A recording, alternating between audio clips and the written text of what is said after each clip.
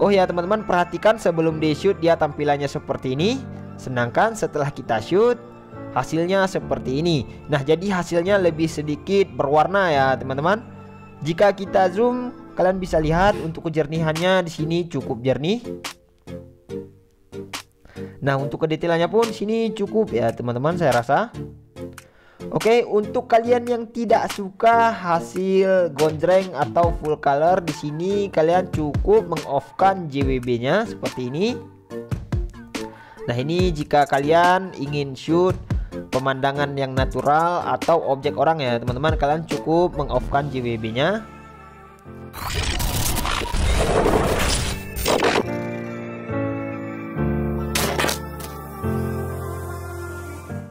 Hai teman-teman, di kesempatan kali ini saya akan mencoba mereview sekaligus membagikan config terbaru untuk GKM LMC 8.4.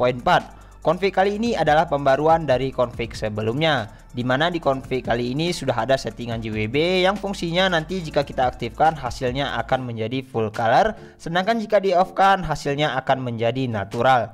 Nah, di sini saya menggunakan GKM LMC 8.4 versi R18 ya teman-teman. Dan nanti untuk linknya ada di deskripsi video ini. Nah, di sini juga ada aplikasi kamera HW. Ini fungsinya nanti kita agar mengetahui ID kamera kita. Oke, sebelum kita lanjutkan, untuk kalian yang belum subscribe silahkan di subscribe terlebih dahulu agar nanti tidak ketinggalan video terbaru atau config terbaru lainnya. Oke, langsung saja kita buka aplikasi GKM-nya. Nah, jika tampilan seperti ini langsung kita klik izinkan sampai dan selesai. Oke, jika sudah selesai, ini sudah di dalam aplikasi GKM-nya ya teman-teman. Nah, untuk tutorial cara pemasangan config-nya cukup mudah di sini. Kita perlu pergi ke more setting terlebih dahulu. Di more setting ini kita cari config setting.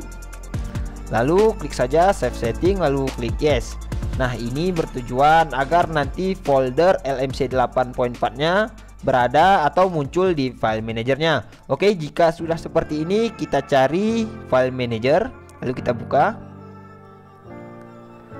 Nah, di file manager ini kita cari folder LMC 8.4. Oke, ini dia sudah ada foldernya.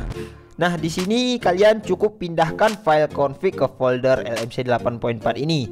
Oke, di sini saya sudah memindahkannya ya teman-teman, yang saya tandai pixel color versi 4. Oke, jika sudah seperti ini kita kembali ke aplikasi GKM-nya. Kita kembalikan terlebih dahulu.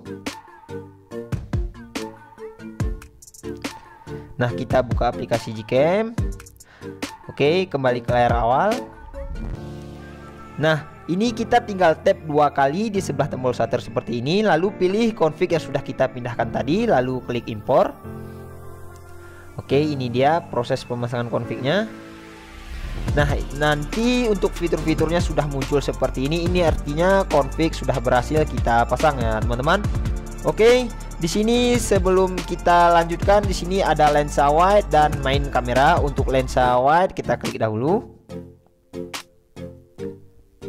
Nah, jadi untuk lensa wide juga berfungsi ya di sini di config ini ya teman-teman. Lensa wide dia sedikit cembung seperti ini.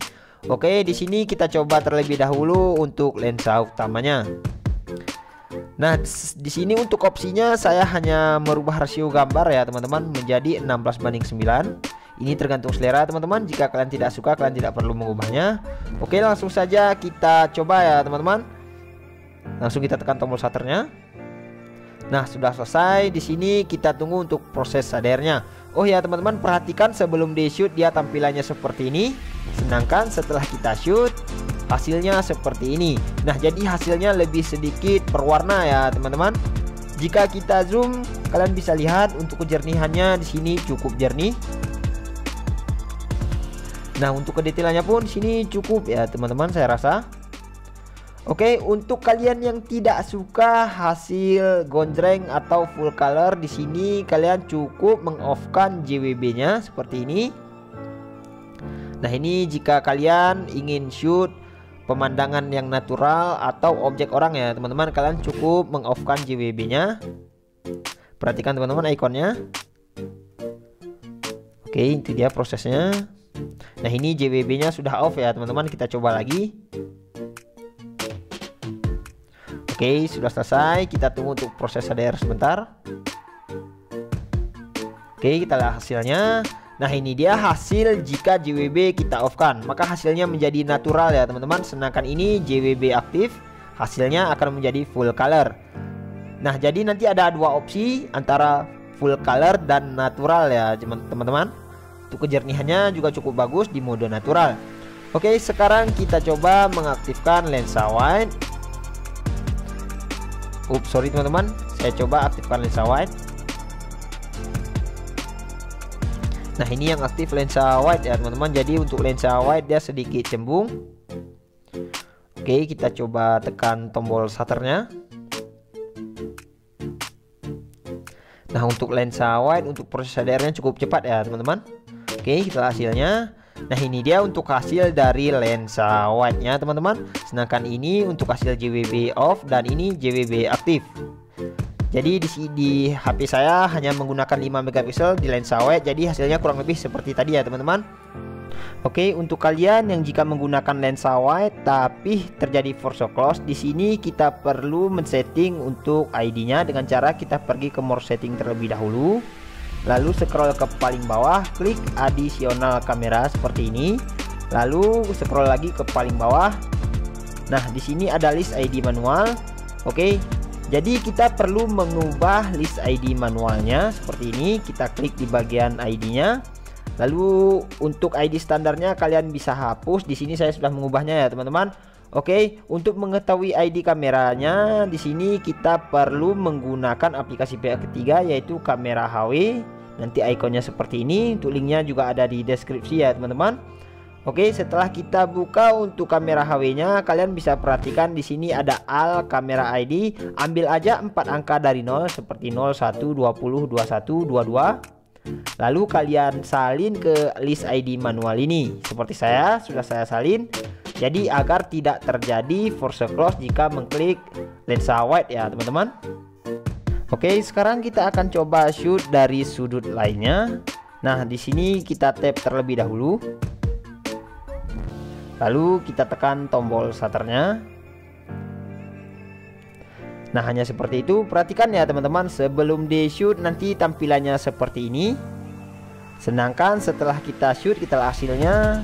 Maka untuk gambar yang dihasilkan di sini akan menjadi lebih cerah dan sedikit lebih berwarna.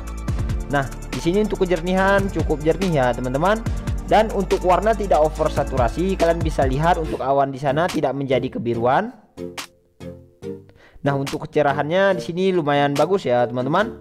Oke, sekarang kita akan coba shoot dari sudut lain.